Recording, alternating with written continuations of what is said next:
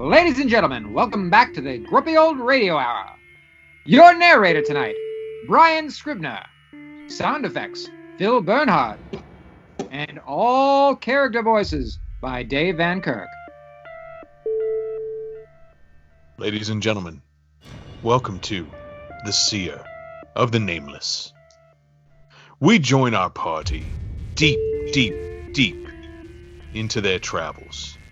Their quests have taken side turns, backwards and forwards, upwards and downwards, and yet they've gotten no closer to finding the Nameless. Quick recap of our main characters in the party. First, we have the Elven Queen, Claire LeChoc.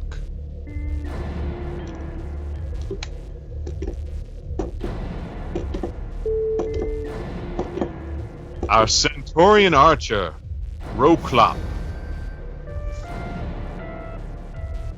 And our Cyclops Warrior, Belganta. The leader of the party, Blazoon, gathers everyone together and prepares his inspirational speech. Alright, I'm good enough. Most people believe in me. I'm confident that this talk's gonna go good, and we're finally gonna get to a place where we can come together as a team and name that nameless person and see some seers and possibly even Blaze. Yes, Bogota. Blaze! We can hear you. You're right in front of the room. Everybody can hear exactly what you're saying. You seem to have a problem with your confidence, Blaze. Oh, okay. So the big one can start reading minds. We're not reading minds, Blaze.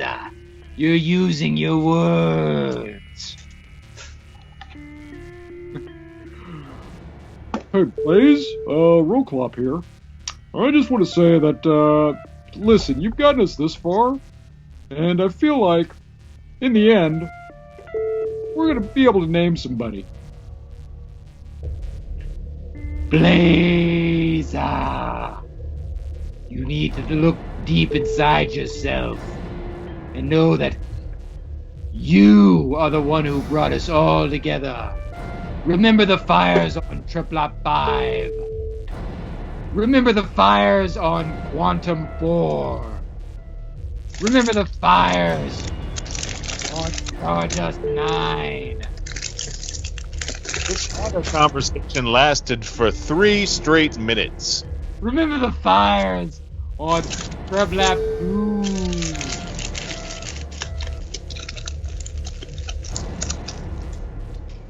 Suddenly, there was a rustling in the woods behind them. Jarboyd, their faithful scout, came rushing through to the party.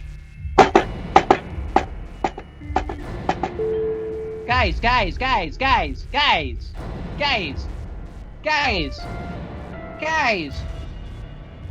It's Jarboyd. He seems to have a message for us. Guys, there's trouble. There's trouble behind the woods.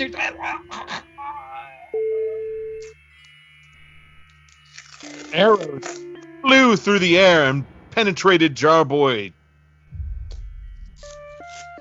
Arrows, take cover! Quick, somebody start a fire.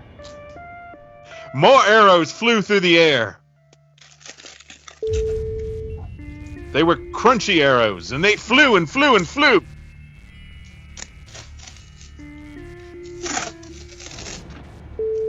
Oh! Claire, are you hurt? Blaze, you must understand that we can only go so far in this journey together.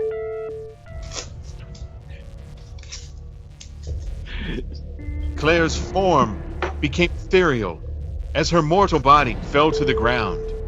Yet her ethereal ghostly form stayed with the party, never to leave, always to add 2 cents when it was necessary. Unfortunately, Jar Boyd, the faithful scout, let out a gruesome moan. Guys!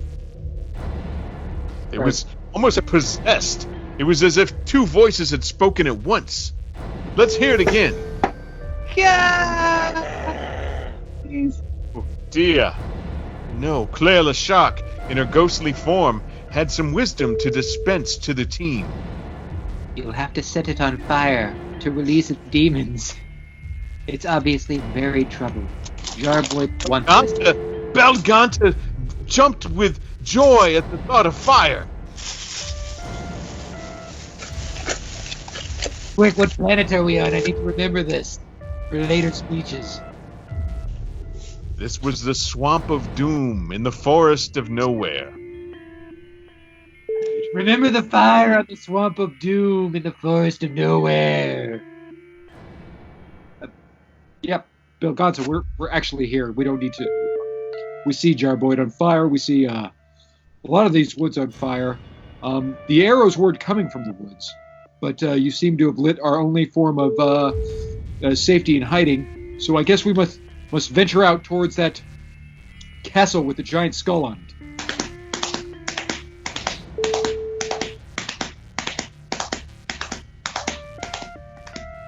After all the horses galloped away, Latisse Nightshade peeked out from behind the tree she was hiding behind that was now a giant pile of dust because Belganta had lit everything on fire. And Latisse Nightshade, in her rhyming wisdom, said, What have we here? There is no more tree. There is nothing but fear. You have taken my home and my parents away. Now I'm but an orphan, and you are going to have to... Unfortunately, her words were cut off as another arrow zapped through Latisse Nightshade. What is this arrow? Please tell me why. My field of vision grows narrow. Is it dark? Is it cold? Where must I go? I feel like I'm now no longer to grow. With that, Latisse Nightshade died.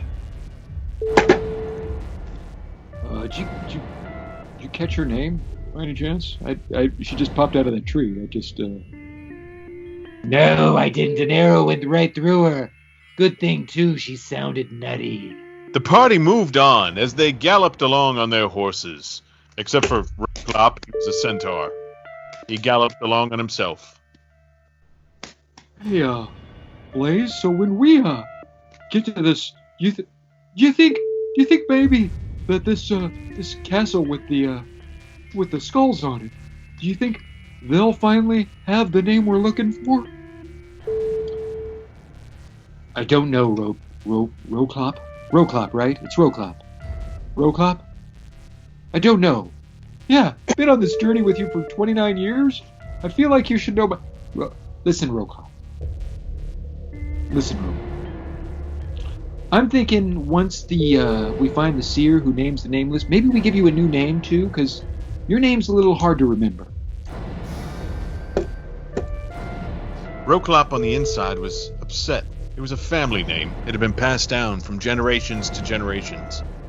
Rowklop had shortened it. He was actually Rowklop the 38th. He wasn't going to admit that to Blaze. Blaze was the leader. Rowklop was the faithful centurion archer who spoke with the voice of a politician. And so Rowklop made the peace. You're right, Blaze. My name's stupid. I should probably change it. Belganta had another idea for his old name. Yes. Fire Montague. I think would be a better name for him. Meanwhile, Claire LeCharc, the elven queen who is now a ghost, piped up with some more wisdom for the adventurers. We're here You should probably not.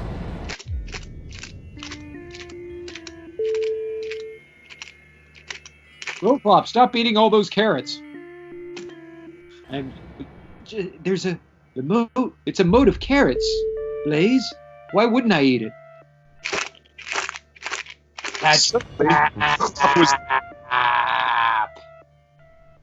Suddenly, Rowklop was pulled down into the moat of carrots.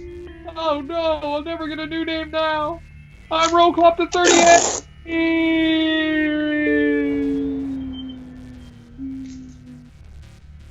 It was a deep moat.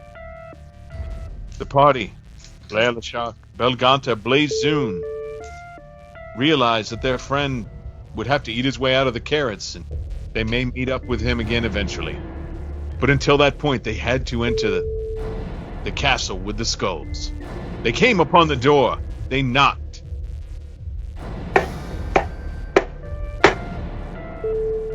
There were equal knocks back from the inside the door.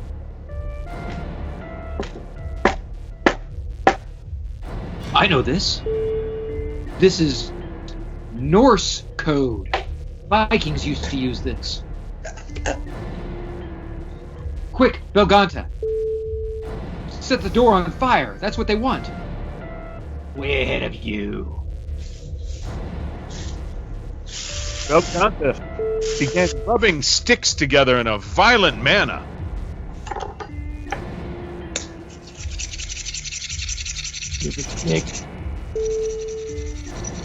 The sticks burst into flames.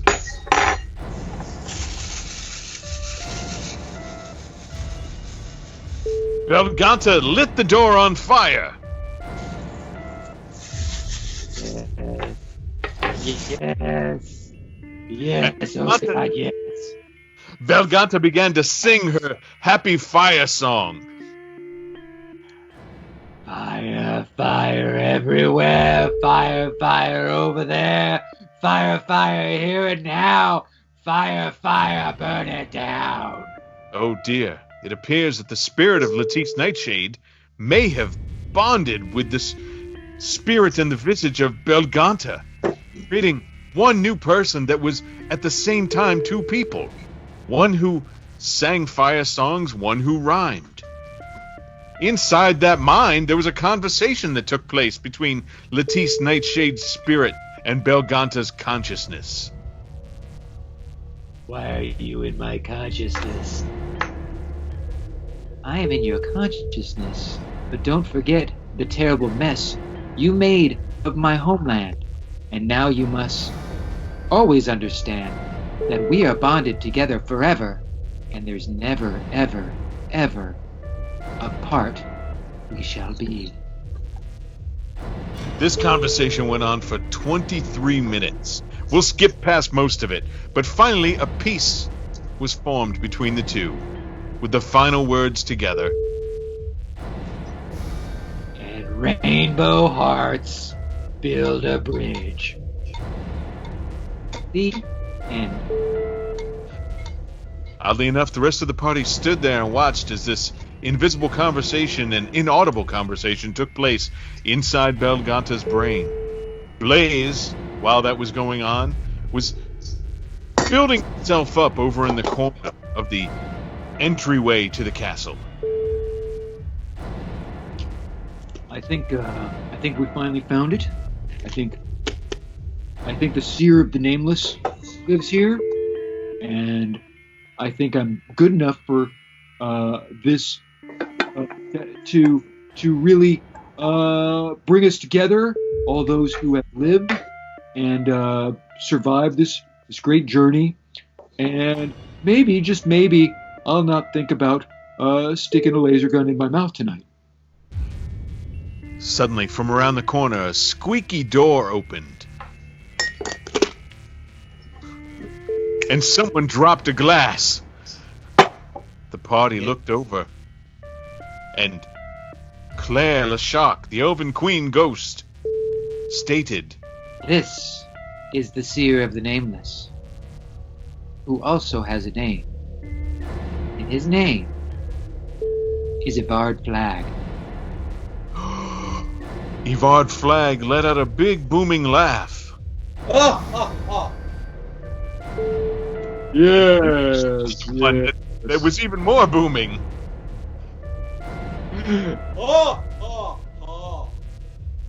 I could throw my loves. I could throw my arrows.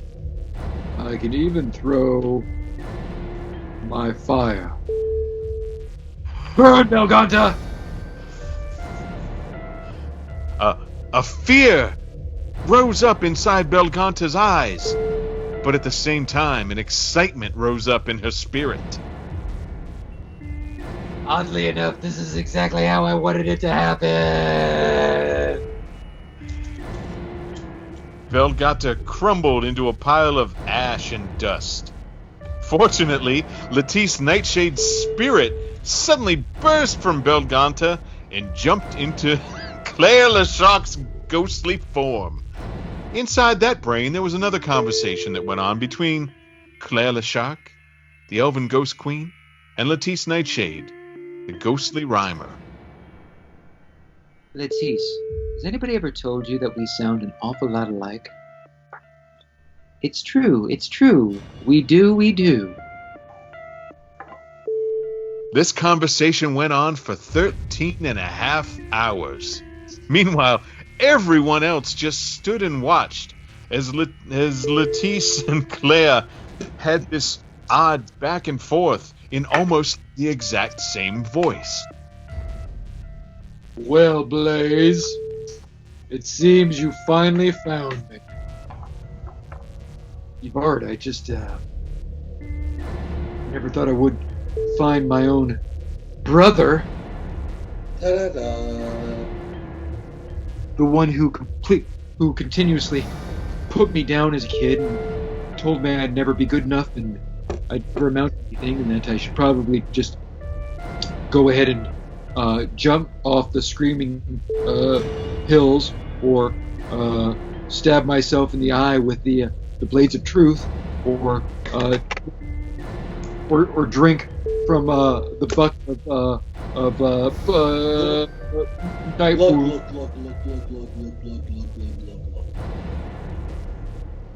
Blaze remembered all the horrible things Evard had done to him. It was like they were happening now. Drinking. Stabbing himself in the eye.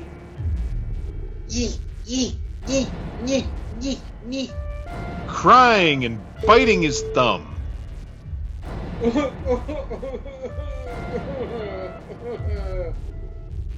Stomping around on the ground doing a river dance.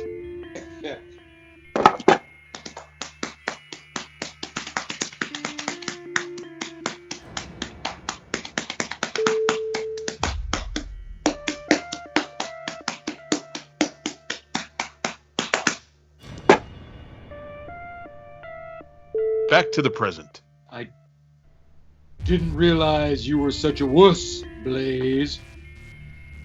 It's not that I'm a wuss, it's that there's just something that I needed in my life all those years ago. Once mother and father had died and none of our blood relatives would take me in, there was just something that I needed. There was a name that I needed. I see that now. I see that I'm the seer of the nameless. Meanwhile, unbeknownst to Blaze and Evard, Claire LeSharc's ghostly form and Latisse Nightshade's corporeal entity had fused into one and had snuck up behind Evard.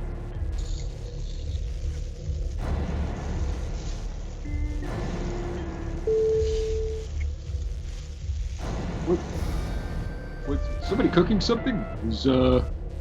I don't remember telling the cooks to start quite yet, but I do smell something. Oh, is that space pork? What is that? That's No, we're cooking you. it's slow. Claire LeSharc burst out into flames. Her whole body became a giant fire, and she consumed Evard Flag. in these flames.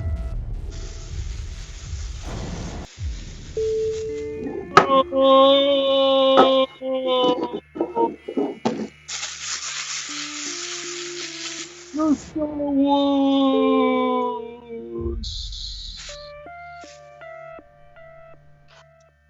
Evard flag crumbled into nothing. Dust, soot, ash, gone. There was nothing there that was there before. Blaze Zune, his mortal enemy and his brother, yes, was gone now.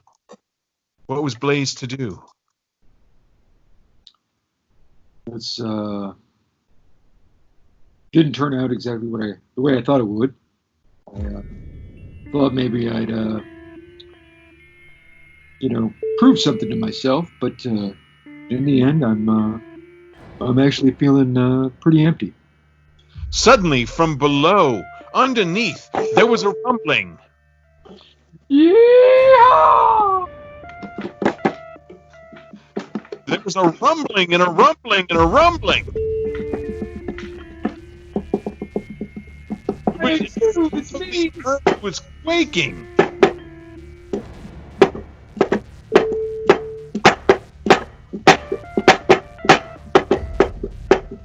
And bursting through the wall was Rowklop, the 38th. Ta-dow! I'm back! And I've got all the carrots. End scene. Stay tuned next week for a thrilling conclusion of The Seer of the Nameless. Oh, you thought it was finished? It's never finished.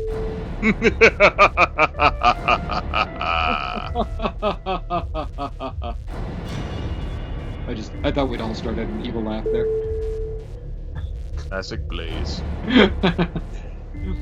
Ladies and gentlemen, thank you for tuning in to the Grumpy Old Radio Hour. Tonight's sound effects were played by none other than Phil Bernhardt. Tonight's voices were played by none other than Dave Van Kirk. And narration was provided by none other than Brian Scribner. See you folks on the flip side.